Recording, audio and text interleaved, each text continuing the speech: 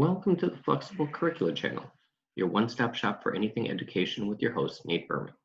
Though we normally consult for schools and districts, we also strive to help parents who really want to be in the know about their kids' education. If you like what you see, please give us a thumbs up, share, and leave a comment. If you want to see more of our videos, hit that subscribe button. Today's video sets the foundation for what is effective classroom management. Now, there's a lot of discussion on this. We're just dealing with today's discussion or lecture on what is the foundation, what's needed as the foundation in order to make sure that a class is running smoothly and effectively. So first you might ask, what is classroom management? And a simple one-sentence answer is overseeing the tone of the classroom. Now, the tone of the classroom is really the pulse on whether or not a classroom is running effectively or not.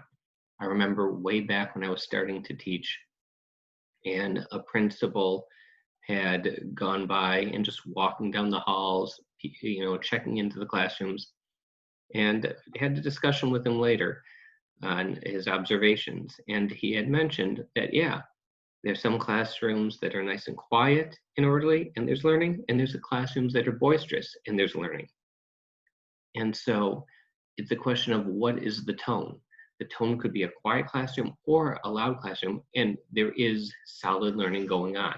So then the question is, why do people go to sometimes one of the two extremes? One extreme is more of a modern approach, which is as the teacher should be engaging the class as an entertainer to get everybody brought in and entertaining and purely entertainment.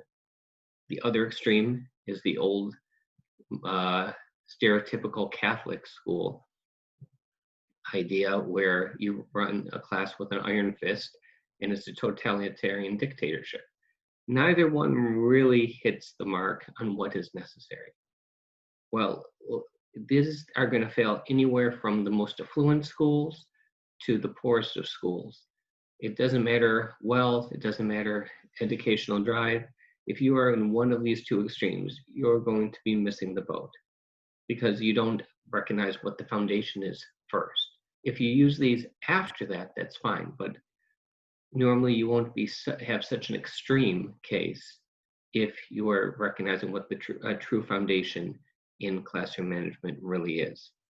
And I say this because I know a friend of mine who had just recently started in a new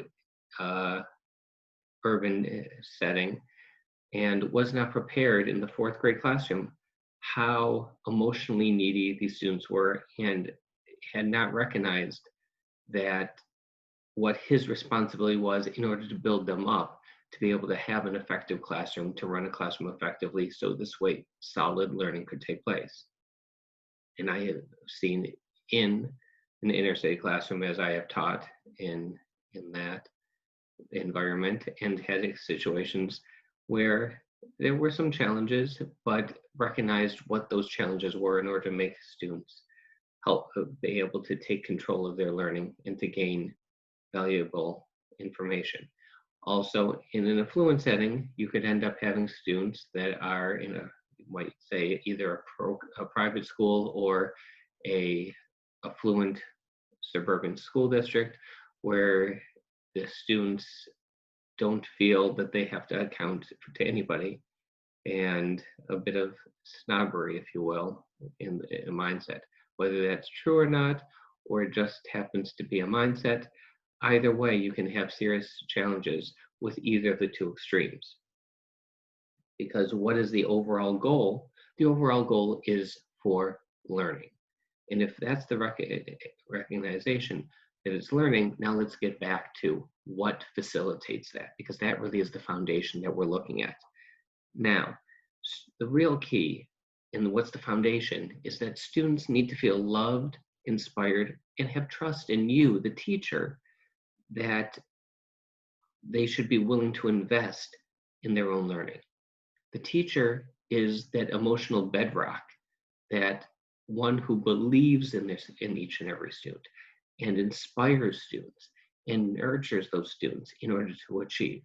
And the younger the grade, the more nurturing they may need, But that does not preclude students in middle school or high school from needing nurturing as well. It takes place in a very different type of dialogue and a different type of bonding, but that doesn't mean that these students don't need the nurturing any less. And in fact, still need that and still will need that to be driven for their own, to help support them for their own successes.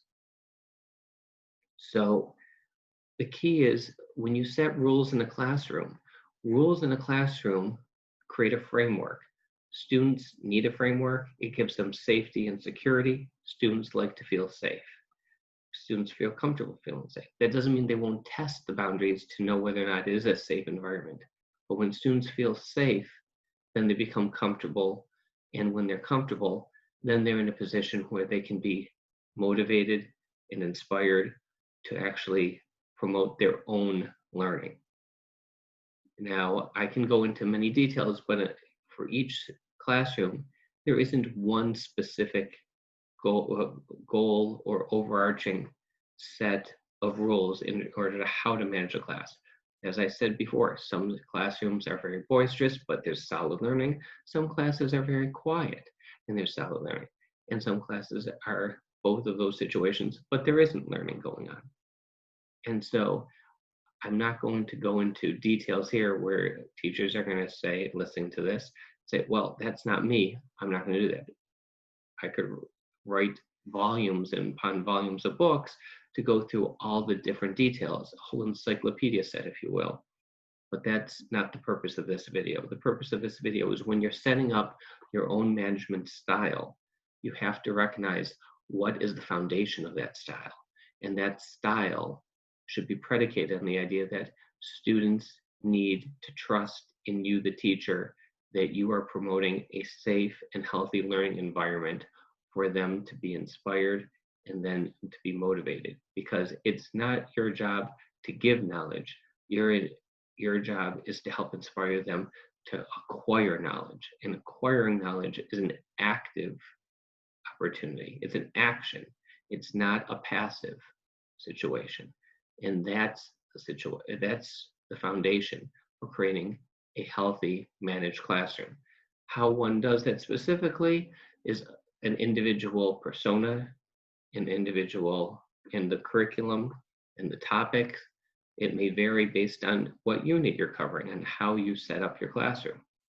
And there's some variation within it or within subject matter for those that are general ed teachers from elementary up to maybe some middle school. So the situation when we're talking about here is the healthy foundation of inspiring students to acquire knowledge, to be engaged. And that's where you end up having a healthy engagement. So you might say, oh, well, entertaining might do it. Yes, but that's not going to work if the students haven't bought in to you as a teacher and believe that you want the best for them and that the best for them is to get that information. So that's something very important to recognize. Classroom management is great, but without having this understanding of a foundation for classroom management, whatever style you might think is best might not actually in the end work for what is best. Thank you for watching the Flexible Curricula channel. Once again, if you like what you see, give us a thumbs up and share. I'd love to hear from teachers and students alike what works best for them in the area of classroom management, or if you have an idea for an upcoming video. If you want to see more of our videos, hit that subscribe button. Please feel free to contact me at nateb@flexiblecurricula.com if your school or district would like some guidance in growing your students towards academic excellence.